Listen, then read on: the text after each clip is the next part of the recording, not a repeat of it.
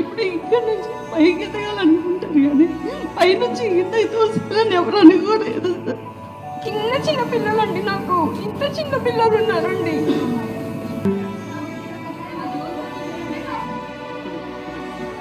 పిల్లలు ఇప్పుడు ఇల్లు కోలు కొట్టేసి వెళ్ళిన తర్వాత పిల్లల సంగతి రైల్వేలో చిన్న జాబ్ చేసుకుని మమ్మల్ని ఇంత చదివించి ఇప్పుడు ఈ పొజిషన్లో ఉన్నాం సార్. మేము ఇప్పుడు ఇక్కడ నుంచి పైకి ఎదగాలనుకుంటారు కానీ పైనుంచి కిందకి తోసాలని ఎవరు అనుకోలేదు సార్.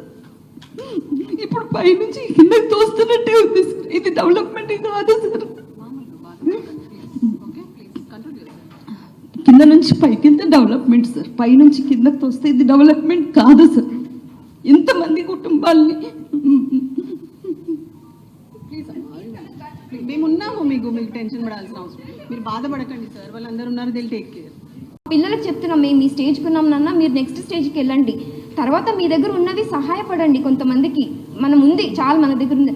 అంతవరకు వచ్చి ఇప్పుడు సడన్గా ఇలా అన్నీ చెప్తే చాలా బాధగా ఉందండి. డెవలప్మెంట్ చేయండి, మేము ఎవ్వరికి అగేన్స్ట్ కాదు, డెవలప్మెంట్ చేయండి.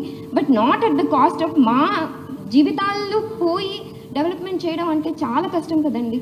ఇప్పుడు ఆ లోన్స్ అని నిజంగా లోన్స్ తలుచుకుంటుంటే నైట్ పడుకుంటే మార్నింగ్ లేసి చిన్న పిల్లలండి, నాకు భయంగా ఉందండి. చిన్న పిల్లలండి, నాకు ఇంత చిన్న పిల్లలు ఉన్నారండి. మేము చిన్నప్పటి నుంచి ఇక్కడే ఉన్నాడు, హైదరాబాద్, మధురానగర్, కుకట్పల్లి. దెన్ మళ్ళీ ఇక్కడికి వచ్చాం. ఇక్కడికి వచ్చి ఇల్లు కట్టుకున్నాం.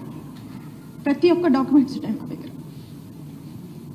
గవర్నమెంట్ అప్రూవల్ చేసిన డాక్యుమెంట్స్ ఉన్నాయి. లోన్స్ తీసుకున్నాం, 88 lakhs లోన్స్ ఉన్నాయి మా మీద. ఈ లోన్స్ తీసుకున్నాక కూడా మీ ఇల్లు ఇల్లీగల్ అని చెప్తారు. టీవీలలో ఎంక్రోచర్స్, అక్రమ కట్టుదారులు అని మాకు ఒక ట్యాగ్ లైన్ వేసేసారండి. అక్రమ కట్టుదారులు ఎందుకు అవుతాం మేము? మీరు ఇచ్చిన ప్రతి ఒక్క గవర్నమెంట్ ఇచ్చిన లా ప్రకారమే కదా మేము కొనుక్కుంది. మేము అక్రమ కట్టుదారులం కాదు. మాకు ఆ ట్యాగ్ లైన్ పెట్టకండి. ఇప్పుడు మీరు వదిలేసి వెళ్ళిపోయిన తర్వాత ఎవరైనా, మేము ఎప్పుడైనా ఫ్యూచర్లో మాకు ఎమర్జెన్సీ కోసం మా ఇల్లు అమ్ముకోవాలన్నప్పుడు ఎవరైనా మమ్మల్ని కొన్నారండి. వాళ్ళు భయపడి ఈ ఇల్లు అసలు టచ్ కూడా చేయరండి మా దగ్గరికి.